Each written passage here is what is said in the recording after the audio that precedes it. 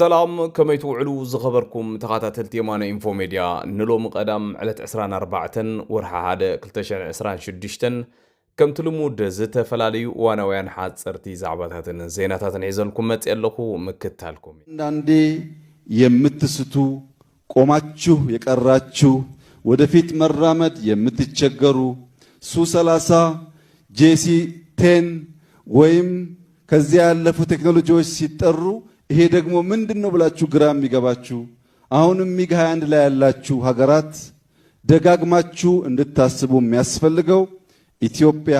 ትናንትና ላይ የቆመች ሀገር አይደለችም። ኢትዮጵያ ነገን ለመዋጀት አበክራ የምትሰራ ሀገር ናት። የማንንም አትፈልግም። የራሷን በየዋህነት በተላላ ባጭር ጊዜ ድል አሳልፋ አትሰጥም። የተሰጠ ካለም ማወራረዷን አትተውም። እዚ ዝሰማዕኹሞ ቪድዮ እምበር ክቡራት ተኸታተልቲ ሎማዓንቲ ቀዳማይ ሚኒስትር ኢትዮጵያ ፕራይም ሚኒስትር አብይ አሕመድ ኣብቲ መበለ 9 ዓመት ዝኽበር ዘሎ ምምስራት ሓይሊ ኣየር ኢትዮጵያ ኣብ ዝነበረ ጽምብል ዘስምዑ መደረ እዩ። ኣብዚ መደረ እዚ ብንጹር ከም ዝሰማዕኹሞ ኣብ ልዕሊ ኤርትራ ሓደ መጠንቀቕታ ሰዲዱ ኣሎ። እዚ መጠንቀቕታ እዚ ብቋንቋ ኣምሓርኛ እቶም ዝሰማዕኹሞ ኦልሬዲ ተረዲእኹሞ ኣለኹም እንታይ ዝብል ዘሎ ንገለገለ ሃገራት ኣብዚ ከባቢ ዘለኹም ይብል ኣሎ ንቅድሚት ክትስጉሙ ዘይትኽእሉ ሓደሽቲ ቴክኖሎጂ ሚግ 30 ገለ ዝበሃላ ነፈርቲ ክፅዋዓ ከለዋ እንታይን እዚአን ኢልኩም ትግረሙ ክሳብ ሕጂ ኣብ ሚግ 21 ዝበሃላ ነፈርቲ ጥራሕ ሒዝኩም ዝተረፍኩም ጥንቃቐ ክትገብሩ ኣገባብ ክትገብሩ ንመክር ኣለና ኢሉ ምኽሪ ሂቡሎ። ካልእ ድማ ኢትዮጵያ ዘይናታ ይትደልንያ ናታ ድማ ዋላቲ ብሓፂር ግዜ ዓወት ዝተወስደ ሕሳብ ምውርራድ ወይ ከዓ ማለተይ ሕሳብ ምግባርና ዘይተርፍ እዩ ዝብል እውን ንጹር ዝኾነ መልእኽቲ ናብ ኤርትራ ሰዲዱ ኣሎ። እዚ ድሕረቲ ውልቀ መላኸ ኢሳያስ አፈወርቂ ኣብ ዝሓለፈ ሳምንታት ኣብ ልዕሊ ፕራይም ሚኒስተር ናይ ኢትዮጵያ ዶክተር አብይ አሕመድ ዝዘርግሖ ወይ ከዓ ዝሰደዶ ናይ ፀርፊ መልእኽቲ እዩ ዝወሃብ ዘሎ። ኣብዚ ናይ ሎማዓንቲ ዝነበረ ናይ መበል 9 ዓመት ናይ ሓይሊ ኣየር ኢትዮጵያ ጽምብል እምበር ካልእ ኣገዳሲ ወይ ከዓ ንብዙሓት ተዓዘብቲ ስሒቡ ዝወዓለ ጉዳይ ድማ ናይ ክልተ ናይ ቅድሚ ሕጂ ናይ ኢትዮጵያ ኣዘዝቲ ሓይልታት ምክልኻል ኢትዮጵያ ወይ ከዓ ኢታማዦር ሹም ናይ ሓይልታት ምክልኻል ኢትዮጵያ ዝነበሩ ሌፍትናንት ጀነራል ጻድቃን ገብረትንሳኤ ከምኡውን ጀነራል ሳመራ ዮኑስ ህላዌ ኣብቲ ከም ትሪእዎ ዘለኹም እዚኦም ክልተ ናይ ኢትዮጵያ ናይ ቀደም ናይ ኣዘዝቲ ሓይልታት ማለት እዩ ኣብቲ ተሳቲፎም ነይሮም። ከምኡውን ኣቶ ጌታቸው ረዳውን ተሳቲፉ ከም ዝነበረ ኣብቲ ጽምብል እዩ ኣብ ስእሊ ዝረአ። እዚ ንብዙሓት ተጋሩ ኦልሬዲ ነዊሕ ገይሩ ዝቆጠዐ ተግባር እዩ። ብፍላይ ጀነራል ጻድቃን ኣብ ዝሓለፈ ዝነበረ መኸተብ ኣብዚ ናይ ትግራይ ኩናት ማለት እዩ ካብቶም ንህዝቢ ትግራይ ሰራዊት ትግራይ ወይ ከዓ TDF መሪሑ አንጻር ፌደራል መንግስቲ ኢትዮጵያ ተዋጊኡን ክሳብ መወዳእታ ዝወፀ በዓል ስልጣን ምዃኑ ሕጂ ድማ ተመሊሱ ምስ አብይ አሕመድ ኣብ ከምዚ ዝበለ ጽምብል ክርከብ ምኽኣሉ ብዙሕ ኣዘራርባ ብዛዕባ እዩ። ልዕሊ ዝኾነ ግን በዛ ስእሊ እዚኣ ተባሳጭዮም በዛ ስእሊ እዚኣ ብጣዕሚ ቁጥዐ ዘርእዩ ዘለዉ ደገፍቲ ስርዓት ህግደፍ እዮም። ኣነ ብዙሕ ግዜ ተዓዚበ ኣለኹ። ብፍላይ እዚ ጀነራል ጻድቃን ዝበሃል ኣብ ዝኾነ ይኹን ኢንተርቪው ከስምዕ ከሎ ኣብ ዝኾነ ይኹን ክዛረብ ከሎ ይኹን ገለ ስርዓት ህግደፍ ብጣዕሚ ዝከታተሎ ዋላቶም ናቱ ካድረታት እውን አንጻሩ ብዙሕ ፕሮፓጋንዳ እዮም ዝገብሩ። በዚ ኢልካ በቲ ግን አብይ አሕመድ ኣብዚ ዝኸይድ ዘሎ ኩነታት እንተደኣ ዝኾነ ነገር ሓሲቡ እዞም ክልተ ናይ ቀደም ኢታማዦር ሹም ዝነበሩ ናይ ኢትዮጵያ ሓይልታት ማለት እዩ ዓብ ተራ ክፃወቱ ከም ዝኽእሉን ብዙሓት ይሕብሩ ማለት እዩ። ካልእ ምስኡ ዝተተሓዘ ድማ ክቡራት ተኸታተልቲ ኣብ ዶባት ኤርትራን ኢትዮጵያን ከምኡውን ኣብ ዶባት ትግራይ ናይ ፌደራል መንግስትን ትማሊ ናይ ኢትዮጵያ ድሮናት ከም ዝወደቓ ብዝተፈላለዩ ኣክቲቪስታት ብዝተፈላለዩ ሰባት ይግለጽ ውዒሉ ኣሎ። ክሳብ ሎሚ ካብ መንግስቲ ኢትዮጵያ ይኹን ካብ ካልኦት ዓበይቲ ማዕከናት ዜና ዝተሰምዐ ነገር የለን። ግን ብፍላይቲ ኣብዚ ከባቢ ናይ ዶባት ናይ ሱዳን ኣብቲ ወልቃይት ገለ ከባቢ ዝበሃል ዝኾነ ቴክኒካዊ ፀገም ዘጋጠመን ድሮናት ከም ዝነበራ ግን ብዙሓት ካብ ኢትዮጵያ ወገን እውን ዝተዛሪቦም ብሜይንስትሪም ሚድያ ዋላ እንተዘይመሓላለፍዎ ማለት እዩ እዚ ከምዚ ኢሉ ከሎ ግን ሎማዓንቲ ኣብቲ ዝነበረ ናይ ኤግዚቢሽን ናይ ሓይሊ ኣየር ኢትዮጵያ እተን ዝማዕበላ ክሳብ ሕጂ ትውንነን ዝነበረት እዘን ናይ ቻይናን ከምኡ ብዩናይትድ አረብ ኤሚሬት ዝውነና ከምኡ ናይ ቱርኪ ድሮናት እያ ሕጂ ግን እተን ዝማዕበላን ዝሓየላን ናይ ሩስያ ድሮናት እውን ተዓጢቃ ከም ዘላ ኣብዚ ናይ ሎማዓንቲ ምርኢት እውን ተራእየና ኣለዋ ማለት እዩ ካልእ ኣዝየን ምዕቡላት ሄሊኮፕተራት ተዋጋእቲ ሚጋት ካልኦት ዝተፈላለዩ ነፈርቲ ዓይነት ነፈርትን ኣብቲ ምርኢት ተራእየን እዚ መልእኽቲ እዩ ኦልሬዲ ብፍላይ ከምዚ ዓይነት ወታደራዊ ኤግዚቢሽን ክረአ ከሎ ወይ እዚ ወታደራዊ ፓራድ ኣብ ጎደናታት ክካየድ ከሎ መልእኽቲ እዩ ንዝቃናቐነካ ወይ ኣብቲ ከባቢ ንዘሎ ሓይልታት ሓይልካ ተርእየሉ ኣጋጣሚ ማለት እዚ ከምዚ ኢሉ ከሎ ድማ ክቡራት ሰማዕቲ እቲ ዘይሓልፈሉ ዘይተዓደለ ብጣዕሚ ዝሕዝን ህዝቢ ኤርትራ ሕጂ እውን በቶም ኣብ ደገ ዘለዉ ካድረታት ናይ ውልቀ መላኺ ኢሳያስ ኣፈወርቅን ናይ ስርዓት ህግደፍን ካብ ባድመ ዝብል ጭርሖ ናብ ዓሰብ ዝብል ጭርሖ ሒዞም ኣብ ኩሉ ክፋላት ዓለም ዘለዉ ኣብ ዲያስፖራ ዝቕመጡ ማለት እዩ ብከምዚ ትሪእዎ ዘለኹም ፕሮፓጋንዳ ንክገብሩ ትእዛዝ ተዋሂብዎም ኣለዉ እዚ ኣብ ዝቕፅል ዘሎ ዓመታት እምበኣር ከም ሓደ ዓብዪ ኣጀንዳ ተዋሂቡ ነዚ ኣብ ዲያስፖራ ዘሎ ገንዘቡ ንምምዝማዝ ነቲ ኤርትራ ዘሎ ድማ ብኣካል ናብ ሓዊ ንምጥባስ ተዳልዮም ዘለዉ ሰባት እዮም እዚ ዝሪእዎ ዘለኹም ኣብ ሃገር ኣሜሪካ እዩ ብዝሕዝን መልክዑ ማለት እዩ ማልያታት ተስፊዮም ዓሰብ ዝብል ከም ትሪእዎ ዘለኹም ነቲ ኤርትራ ዘሎ ህዝቢ ዓሰብ ክወስዱ ይመፁ ኣለዉ እንዳተባሃለ ትማሊ ንግሆ ልዕሊ 80 ካብኡ ንላዕሊ ኣሽሓት ኤርትራውያን ብሰንኪ ባድመ ከም ዘይጠፉ ሕጂ ድማ በዚ ፕሮፓጋንዳ እዚ ንህዝቢ ኤርትራ ናብ ሓዊ ንምእታው ተዳልዮም ኣለዉ ማለት እዩ ስለዚ ኩልኻ ኤርትራዊ ብፍላይ እቲ ናይ ብሓቂ ባሕሪ ክውረር ደልዩ ኢልካ ተሓስብ ወይ ከዓ ናይዚ ስርዓት እዚ ብተደጋጋሚ ዕድሚኡ ንምንዋሕ ዝፍሕጥሮም ዘሎ ነገራት ምርዳእ ዘበካ ኤርትራዊ ካብዚ ጉዳይ ዝወፂኻ ነብስኻን ሃገርካን ደቅኻን ክተድሕን በዛ ኣጋጣሚ ምኽርና ንልግስ ኣለና እዚኦም ኣብ ኣሜሪካ ኮይኖም ማልያ ተኸዲኖም ዘራስኑ ዘለዉ ሰባት ሓደ እኳ ካብኦም ናቱ ውላድ ናብዚ ኩናት ከም ዘይሰድድ ርግፀኛታት ኮይንና ክነግረኩም ንደሊ ካልእ ዘቕርበልኩም ክቡራት ተኸታተልቲ ሎማዓንቲ ዝረኣኽዋ ሓንቲ ቪድዮ ነይራ ብማሕበራዊ ሚድያ እዚኣ ትሪእዋ ዘለኹም ቪድዮ ኣብዚኣ ዝረኣዩ ዘለዉ እቶም ደመኛታት ህዝቢ ኤርትራ ዝኾኑ ንውልቀ መላኺ ኢሳያስ ኣፈወርቂ ካብ ሳሕል ሒዞም መፂኦም ኣብ ልዕሊ ህዝቢ ኤርትራ እውን ኣብ ዝሓለፈ 34 ዓመታት ብናቶም መሪሕነት ከቢድ ገበናት ዝፈጸሙ ጀነራላት ናይ ኤርትራ እዮም ኣብዛ ስእሊ እዚኣ ኣብዛ ቪድዮ እዚኣ ንሪኦም ዘለና እምበር ከም በዓል ውዲ ልብሱ ፊሊጶስ ካልኦት እውን ሽሞም ክትጠቕስዎም ትኽእሉ ኢኹም ኣብኡ ዘለዉ ብፍላይ እቶም ወታደራት ዝነበርኩም ኣፀቢቕኩም ትፈልጥዎም ኢኹም እዚኦም ጀነራላት እዚኦም ሓንቲ መዓልቲ እውን ትኹን ብዛዕባ ልምዓት ብዛዕባ ህንፃ ብዛዕባ ፅርግያ ምሕንፃፅ ከይከኣሉ ብኩናትን ወዲ ኩናትን ብከምዚኣ ትሪእዋ ዘለኹም ሃገር ንዘይትረብሐሉ ክንደይ እልቢ ዘይብሉ መንእሰይ እልቢ ዘይብሉ ሃብቲ ናይ ሃገር ብከምዚኣ መጥፊኦሞ ኣነ ብጣዕሚ ዝድንፅወኒ ነገር ኦፍኮርስ ኣብቲ ንላዕላውነት ተባሂሉ ዝተኻየደ ገድሊ ሰራዊት መሪሖም ከም ዝመፁ ዝኽሕዶ ሰብ የለን ኮይኑ ግን ብድሕሪኡ እዚ ውልቀ መላኽ እዚ ኣብ ልዕሊ ህዝቢ ኤርትራን ሃገር ኤርትራን ከቢድ ገበናት ክፍፅም ከሎ ብየመናይ ኢድ ናይቲ ስርዓት ብምዃን ኣብ ልዕሊ ህዝቢ ኤርትራ ዝፈፀሙ ተግባራት ከም ጅግንነት ቆፂሮም ብዙሓት ሰባት እዚኦም ከም ኣርካናት እዚኦም ከም ሰብ ታሪክ እዚኦም እውን ከም ጀጋኖ ኣቦታትና እንዳበሉ ዝምካሕ ሰብ ክርኢ ከለኹ ብጣዕሚ ዝገርመኒ ንምዃኑ ንኤርትራ ናብዚ ደረጃ ዘብፅሕዋ ዘሎ ሰብሲ መን እዩ ኢሳያስ መቸም በይኑ ከምኡ ክገብር ከም ዘይክእል ማንም ሰብ ይፈልጥ እዩ ብፍላይ ከዓ እዚኦም ትሪእዎም ዘለኹም ወታደራውያን መራሕቲ ማለት እዩ ስለዚ እዚኦም ኣብ ታሪክ ፀልማት ታሪክ ናይ ህዝቢ ኤርትራ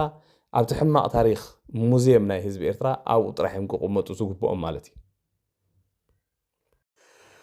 ቀፂለ ዘቕርበልኩም ክቡራት ሰማዕቲ ኣብዚ ሎማዓንቲ ዝሰማዕኹ ሓንቲ ቪድዮ ናይ ሓደ ጋዜጠኛ ዝብል ወዲ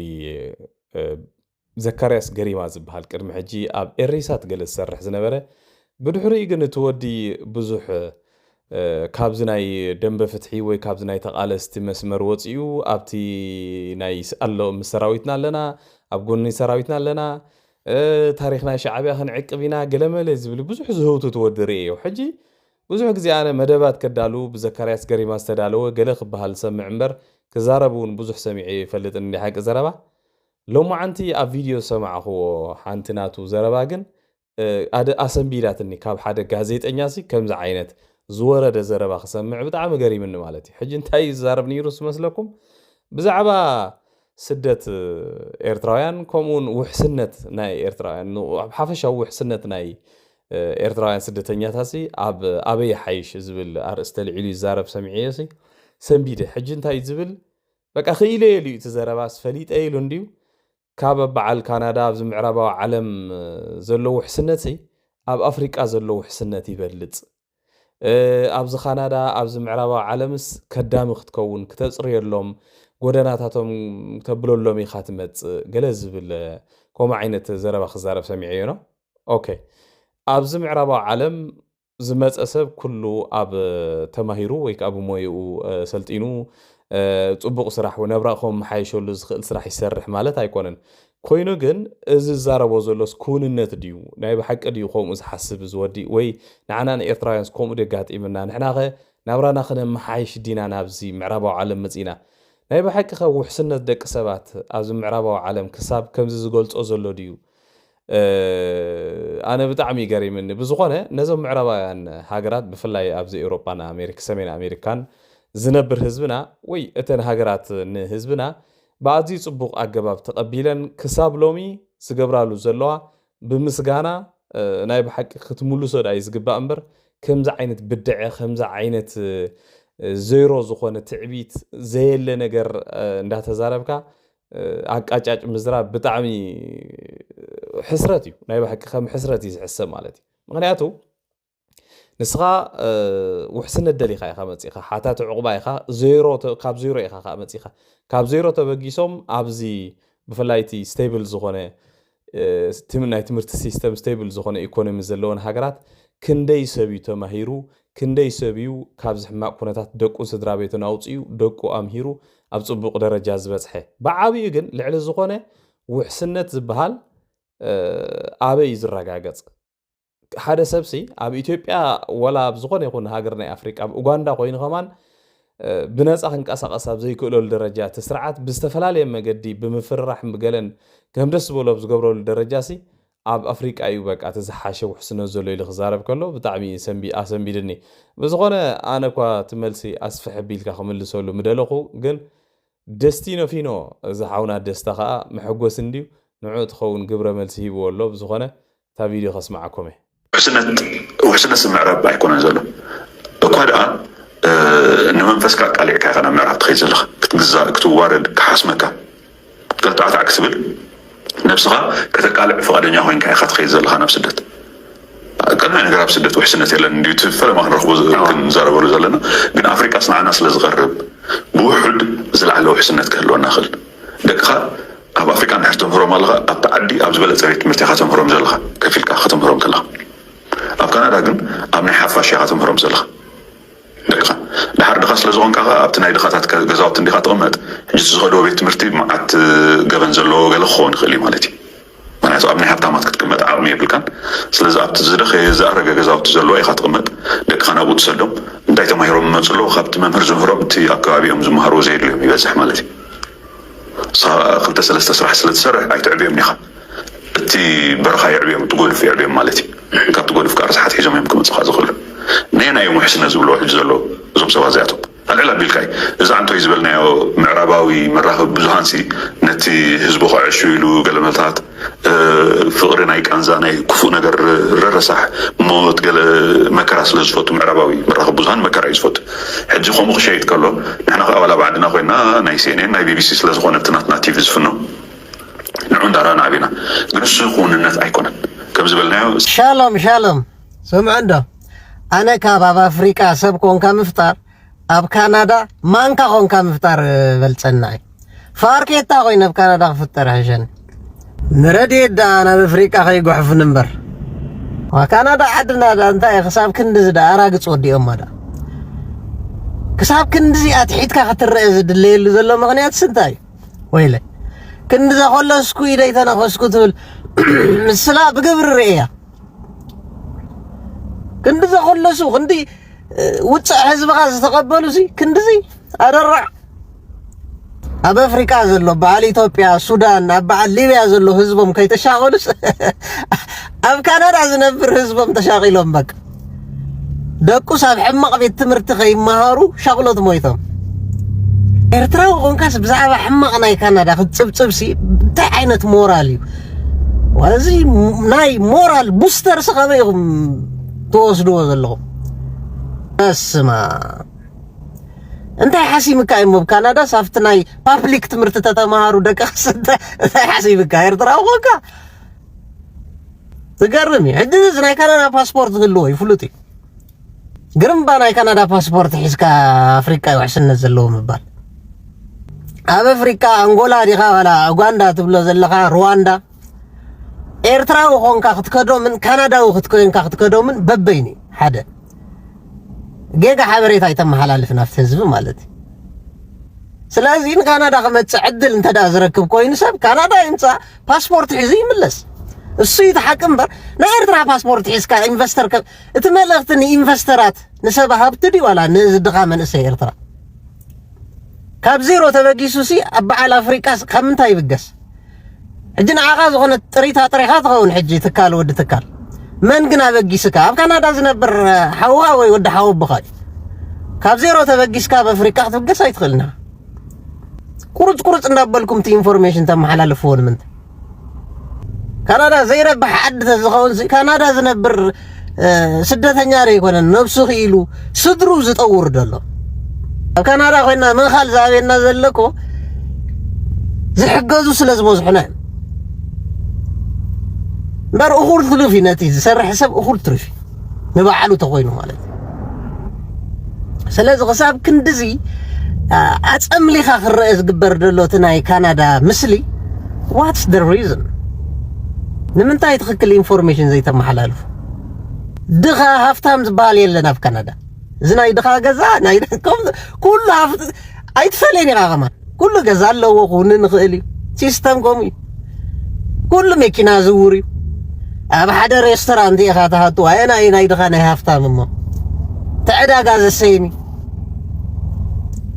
ስለዚ እቲ ማይንድሰት ድኻ ሃፍታም ኣብ ኤርትራ እምበር ኣብ ካናዳ የለን ኣይትፍለጥን ኢኻ ኸማን ይሲ መኪና ኣለትና ድኻ ዲ ሃብታም እንታይ ትፈልየኒ ወድሓትኖይ ፕሊዝ ደይከውን ትምህርቲ ተመሓላልፉ ዓድኻ ይፅቡቕ ኣብ ዓድኻ ክትሰርሕ ኣለካ ገለመለ ኦኬ ከምኡ ኢልካ ሓደ ነጥብታት ክትምዕድ ትኽእል ኢኻ ተዘይኮይኑ ካናዳ ምኻድ ከም ሓደ ናብ ገሃነም ምኻድ ጌርካ ተቕርቦ ዘለኻ እንታይ ክትረክብ ወዲ ሓወቦይ 5 ዓመትካ ቆርጢምካ ኣብ ካናዳ ፓስፖርትካ ሒዝካ ገንዘብካ ሴቭ ጌርካ እንዳተመለስካስ ሰብ ንኸይመፅእ ትገብር ክመፁ ዝኽእሉ ተኮይኖም ይምፁ ሕጂ እውን ኩሉ ሰብ ክፈልጦ ዘለዎ ኣብ በዓል ኡጋንዳ ኢንቨስት ክትገብር ዋላ እንተደኣ ኮንካ ኤርትራዊ ናይ ኤርትራ ፓስፖርት ሒዝካ ኢንቨስት ክትገብር ካናዳዊ ኮንካ ኢንቨስት ክትገብርን ይፈላለዩ እሱ ኸ ጥቕሳ ብልዎ ወፍቲ ትምህርትኹም ማለት እዩ ጎቦ ይትብሉ ኣይትግበርዎ ትምህርቲ ሽኮር ኣዲኣ ካልእ ካብዞም መታለልቲ ንሓሰውትን ከይወፃና ከለና እውን እዚ ኣብዚ ሰሙን እዚ ኣብ ትግራይ ኮይኑ ሃተፍተፍ ዘብዝሕ ዘሎ ሓደ ይርጋኣለም ጌታቸው ዝተባሃለ ቅድሚ ሕጀብ ኤርትራ ከም ደራፋይ ትፍለጥ ከምኡ ናይ ደምሂት ተቃላሳይ ዝነበረ ዕባይ ናይ ኣስመራ ግን ከዓ ኢትዮጵያዊ ኢሉ ዝዛረብ በዲኡ ግን ኤርትራዊ ዝኾነ ወዲ ማለት እዩ ኣብዛ ናይዛ መድሂን ገብረ ስላሴ ወይ ከዓ ብራኸ ሾው መፅኡ ሕጂ እውን ሃተፍተፍ ቀፂሉ ኣሎ እንድዩ ካብ ዝሕዝነኒ ነገር ግን እዚ ሰብ እዚ ኣብቲ ትግራይ ኮይኑ እንታይ ይገብር ከም ዘሎ ኦልሬዲ ካብቲ ዝዛረቦን ካብቲ ዝገብሮን ዘሎ ተግባራት ክትዕዘብ ትኽእል ኢኻ እዛ ሓፍትና መድሂን ሰብ ድያ ስኢና ዋላስ ኣርእስቲ ኣጀንዳ ድያ ስኢና ንምንታይ ኣብ ተደጋጋሚ ከምኡ ምፅያ ከምዚ ዓይነት ተላባዒ ዝኾነ ዘረባ ተዛርቦ ንዓ እዩ ዝምልከት ኣክቹዋሊ በዓል ሜድያ ስለ ዝኾነት ክትቅፅሎ እውን ትኽእል እያ ፀገም ዘለዎ ነገር ኣይኮነን ኮይኑ ግን እዚ ሰብ እንታይ ዓይነት መልእኽቲ እዩ ዘመሓላልፍ ዘሎ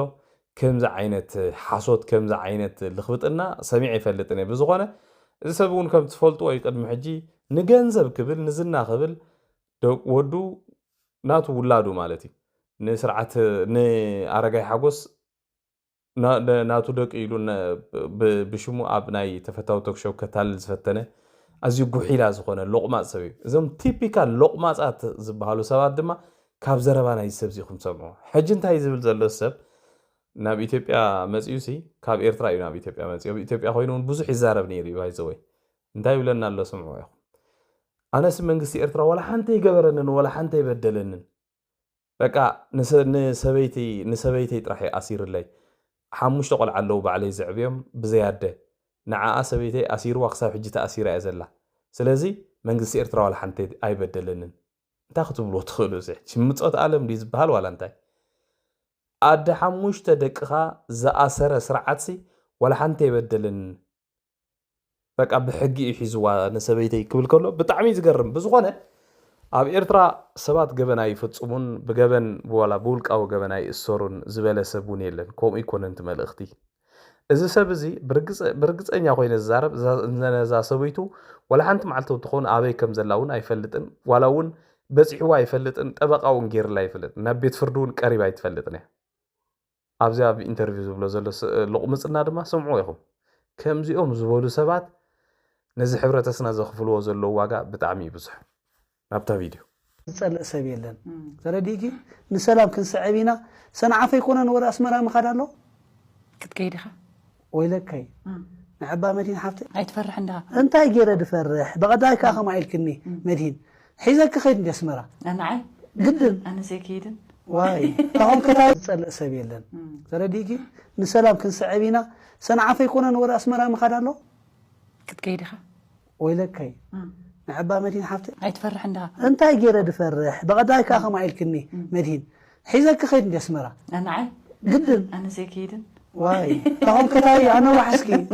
أبكرنا أنا وحسكي أجوي كم يجركا السوداء هم يجركا تسامي لهم السبب عارف كره خوين كم اسم منقسي بقدر ما يكاخم أدقين كلي أنا تلي يبلي اسم منقستي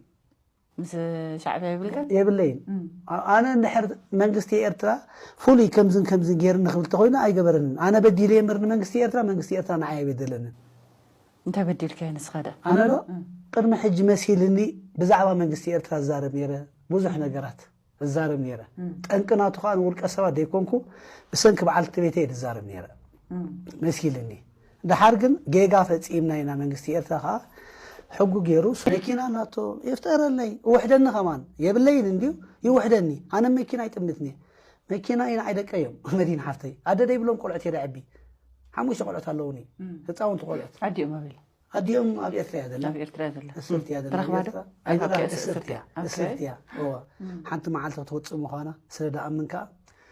أبتحتي تدخل الزقابير أملخ الشيلة تقبيله أمين إلى نفسي أمينه ندك أنا نجرب على سنكتر ولا كرانو بعلي الحصب تتصارري خوت لجي فوق بهالس أنا برمز كمزجن على المدينة حتى أنا دي قبرو إم بزارو كيد كاري خياد هاد لمن نديهم هددك السرتي هذا لا أما ناب إسر بيت كيد كاري خيادو أي كون مسمى أخو نابز دي تأثيره ناو كيد حرام صار حجر أسرية هلا حنت مع التخاء خم توت أرجع أني مو دندق خاز بدل الكسرات كم يجير كبأسي ولا يبدلن أنت والبدل يكون وموت سرعة دي بدل اللي حج خحسي دلني أنا سرعة كم يجير هي بلني جيجا فتينا أنا حاجة سحت سلر جبرنا تبصعين لنا أنا تفتينا جيجا تأثيرني أنا ترى ديكي كأسر كله مدهين عند حرق جيجا جيرة يأسرني أبى عالم ملوك يخوم حقي